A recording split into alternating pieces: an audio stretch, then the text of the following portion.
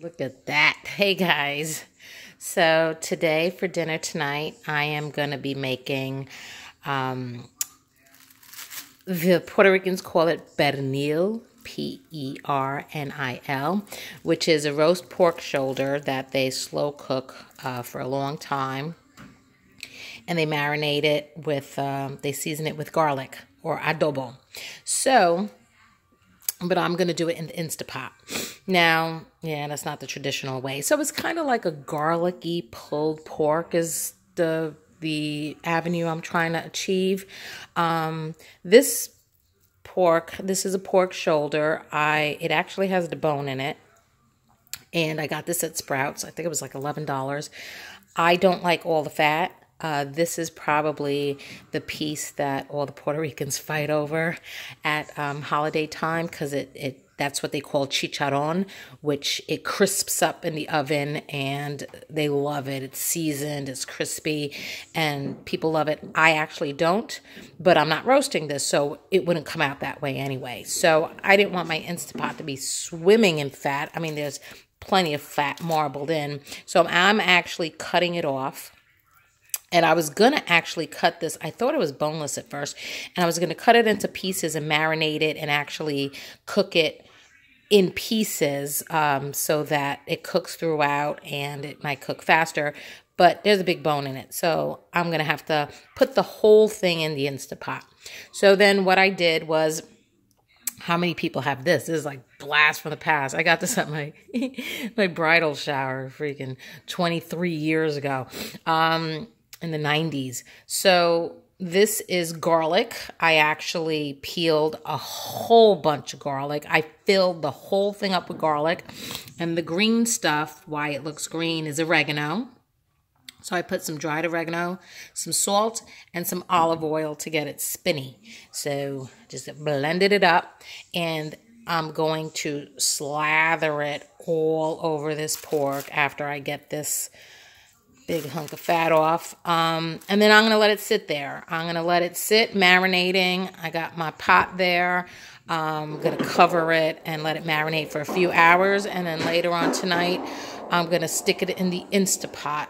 And hopefully, I haven't done this before. I've always just thrown it in the oven low and slow, but I'm going to do the Instapot, and I'm hoping to get this shredded garlicky pork that I can do a whole bunch of stuff with.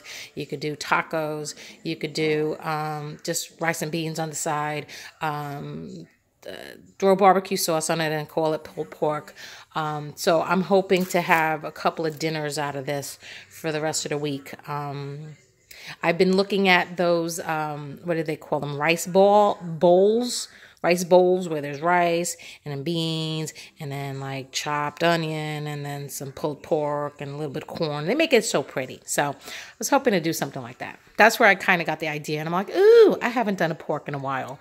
So let me slather this and get it resting. And you'll see how that goes. Okay, so I got that big layer of skin off, and then what you want to do is, whether a fork or a knife, get some holes in there, poke some holes in there so the garlic really gets into the meat and really makes, I haven't had pernil in such a long time. But yeah, you make the hole so the garlic really permeates into the meat and not just stay on the surface. Yeah, I wish I would have gotten a boneless one, because then at least I could have just marinated it and cooked it in sections.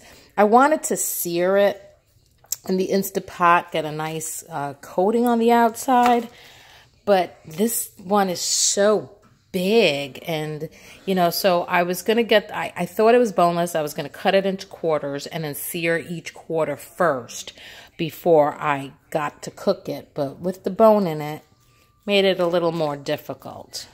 So, all right, so that's good. And then here is my adobo. That's probably not a good idea, me sticking my hand in there with a blade. I'm so smart. Good thing I'm a nurse. So Yeah, and then you just smear it on and give the pork a nice massage and really get it in there. So I'm going to do the same thing to the other side and then just rest it in my pan there, covered for a few hours. Me and my husband got a couple things we got to do. I got to go fill up the car with gas. So then by the time we come back, it'll be ready to cook it. And I think the Instapot, you do it for like 45 minutes. You set it at 45. I'm going to look into that. But yeah, so I'm going to do the other side and get it in the pan. So there it is. So it's going to rest for a few hours, probably. The best time to do this is to have it overnight. The longer it marinates, oh my God, it's so good. There were times where I had it marinating in the refrigerator for 3 days. That was the best. But I just picked this up the other day. So didn't get it marinated early enough. But yes, I'm going to cover it. I got my aluminum foil and I'm just going to let it sit there. Stick it in the refrigerator for probably 3 or more hours, depending on when I get back. So the longer the better, definitely. And then you got to see this girl. She's just a hot mess. Dina. Ooh. All right. So yeah. Let that rest, and then we'll do Instapot. So it's a few hours later, and I think I'm going to try to sear it. I took out my cast iron skillet. I put some avocado oil in it, getting it nice and hot to try to make a crust. And as I'm looking at it, and I'm looking at my Instapot, I don't know if it would fit. It's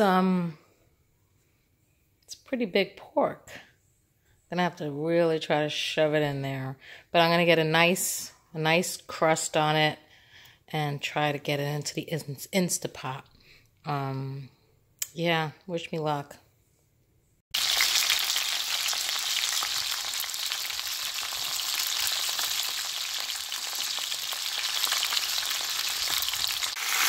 So I flipped it over. That's one big pork. It doesn't even fit.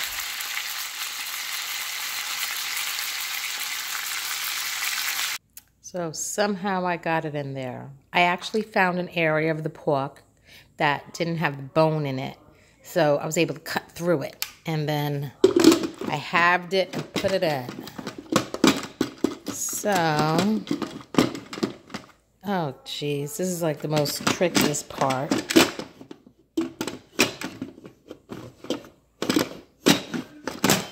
There you go. Lock it.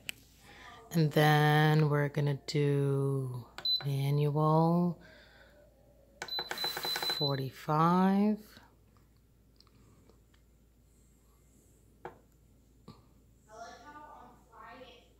Should I do 50? No, I think 45 should be enough. Actually, I'm going to go 50 because when they do it 45, it's a much smaller pork. And then that's it.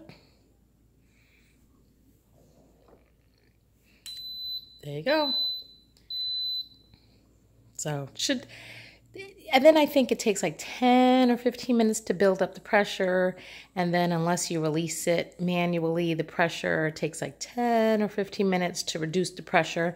So, I mean, it's going to take over an hour, but it's a lot faster than the 3 or 4 hours it'd be slow cooking in the oven. And especially since we weren't even going to be here. So we'll get back to this when it's done. The pressure is down. It is done. Smells like garlic in my house. And look at that. Oof. All right, so I'm going to transfer it to the pan and shred it or pull it, at least some of it, because it's so big. I don't need to shred the whole thing because like I said, I want to use this for other dishes, but I am going to mess with most of it. So I put half of it in the pan, and I wanted to show you how tender it came out. Oops, it's very hard to do this with one hand, but literally, oop.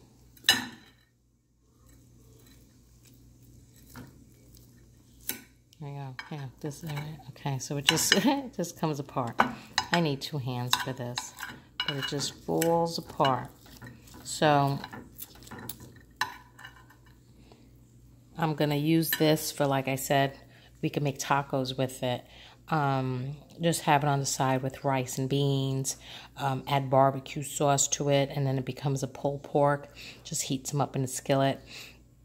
And make cornbread. So I have a couple of dinners here. And then I want to, you can make those poke bowls or rice bowls where you put rice and beans and veggies and make it all pretty. Instagram worthy. But that's it. That's my pernil in Instapot.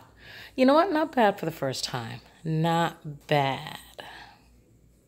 Okay, so I shredded most of it. I still have a whole bunch left in the pot, so that'll be for another dinner. I didn't turn that off yet. And then dinner tonight, over here, sorry, I roasted some broccoli with some garlic powder and just pepper and avocado oil. And I did the same with the cauliflower. And then I cut potatoes really thin. Just not as crispy as I wanted it. Anyway, that's fine. But I cut them really thin and I sprayed the pan with oil and then some oil on top because I wanted them to come out more like potato chips.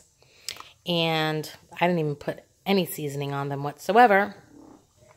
And then I made a cheese sauce. So the boys are just going to drizzle cheese sauce on their potatoes. And if they want, they could drizzle it on the vegetables as well. And we're going to eat it with the pork. Chances are they're going to put barbecue sauce on it. But, yep, that's what's for dinner tonight. Go back over here, my roasted pernil in an Instapot. I hope you guys have a great evening. I hope I inspired you. And see you in the next video.